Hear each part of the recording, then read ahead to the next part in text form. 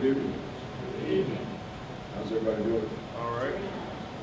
My name is John Horhn, and I am a state senator. I've been in the Senate for the past 17 years, almost as long as some of you have been on the planet. I am currently a mayoral candidate here in the city of Jackson, and I'm running because I think that it's time to take the city in a new direction. We need folks who can read more about the issue of fixing the problems of Jackson, as opposed to letting things perpetuate and go like they go. And somebody's got to fix these bad streets. Somebody's got to do something to deal with crime, and somebody's got to help create jobs and make sure that our students have an opportunity for better education. And I think I'm that guy. So I'm running for mayor, but I'm not here to talk to you about that now. I want to talk a little bit about Medgar Evers. I didn't realize that this was going to be a program about Medgar Evers. But you cannot talk about Medgar Evers without talking about the NAACP. How many of you realize that this is the 100th anniversary of the NAACP's existence in this country? We have a couple of folks that are aware of that. It was back in 1909 that a group of people from all over the United States came together in what was called the Naacp movement. It was called that because they met on the Canadian side of Niagara Falls. And it was people like W.E.B. Du Bois,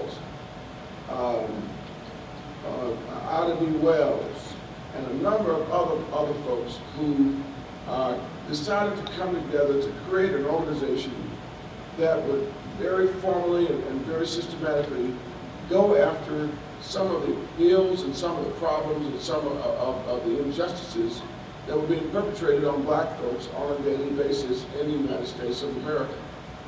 Now, in Mississippi, in 1909, life was pretty doggone tough for black folks. It was about 19 years earlier, in 1890, that the Mississippi legislature and through a constitutional convention, there was a systematic undoing of all the rights and privileges of black people. What I'm saying is, folks came together and decided that they were going to take away the newly freed black folks' rights, particularly their right to vote, their right to freely assemble, their right to, in many ways, to own property, and that was in the context of about 35 years earlier. Black folks have been freed from slavery, from being considered to be property of others. So 1865 to 1890, we had what was called the Freedmen's Movement, Reconstruction period. And it was during that time that newly freed black folks had an opportunity to vote, to hold office, to own property, and so forth. But guess what? White folks in the South didn't like that. They felt threatened. They felt that something had to be done. And as part of an agreement to elect Rutherford B. Hayes as President of the United States, Hayes committed that if they elected him president, he would take the troops out of the South and let the white folks issue their reign of terror. And things like the KKK and other groups that were involved in intimidation and fear-mongering had their day and had to run the place. So that was what was going on at the time of the 1890 Constitution of Mississippi. 1890 Constitution comes in. They have a constitutional convention where they invite people from all over the state to serve on this constitutional convention. Now, Mississippi was about 70% black then. One black man showed up. Now remember, women couldn't vote. So there were no women, period, white women or black women at the time. But one black man came to that constitutional convention. His name was Isaiah T. Montgomery. And Mr. Montgomery was a part of the Constitutional Convention of 1890, where black folks were systematically discriminated against, and our right to vote was summarily taken away from us. So After that, Mississippi was a place that, as in the words of Billie Holiday, there was strange fruit hanging from the trees. There was a record number of lynchings of black men which occurred at that time, between from 1890 to 1909. And one of the biggest reasons that the NAACP was founded was to try to get at preventing so many of these lynchings from taking place, where white citizens, if they decided they didn't like the way you looked at them, or they didn't like the way you behaved, or they didn't like the way you sassed them, would just form a lynching party, go out and kill black men. This happened on a regular basis. And it was going on better in the United States, from as far south as Louisiana and Mississippi, as far north as Indiana.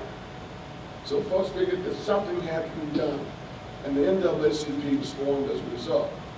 Now, fast forward to the late 50s and early 60s. Medgar Evers comes on the scene, and Medgar Evers decided that he was an insurance salesman. He had been a military guy, served very honorably in the military. And he decided he was going to come back home. And this is something that we got to understand. We have great leaders that we can point to all over the place. But it is the men and women who are the common, average, everyday folks who really brought in major change in this country.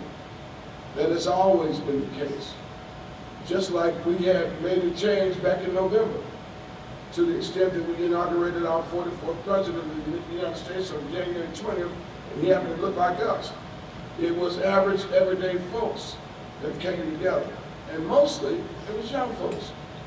It was young folks that helped to elect Barack Obama. It was young people that were involved with Medgar Evers to try to bring about change in Mississippi. So Medgar was an insurance agent. He had an opportunity to go anywhere in the country that he wanted to go. He decided he was going to come back home. Now, he and his brother Charles were originally from Decatur, Mississippi, which is over in Scott County. They grew up over there, and they had a lot of issues of discrimination and degradation that they had to suffer on a daily basis in order to try to survive in Mississippi. When Charles left and went to Chicago and had his own career, and he'll tell you about what he did in Chicago. Led a very colorful life of being a businessman and both on the upside and the downside of the law. He'll tell you about it. But Medgar decided he was going to come back to Mississippi. He decided he was going to come back to Mississippi and bring about change. And what he did was to become an insurance agent and was making a good living selling insurance. And he decided he was going to get involved with the NAACP. Now, back in those days, just to be caught carrying a card that said NAACP in your wallet, you could get beaten, you could get run out of town, you might even get killed, just from being a member of this organization. So you have to understand the times in which people lived. It was very tough back then. So in order for him to organize, to recruit people, and these people knowing that, oh, if I'm associated with this organization, my job as a teacher might be jeopardized. My job as somebody who worked for the county or for the city might be jeopardized. My state job might be jeopardized.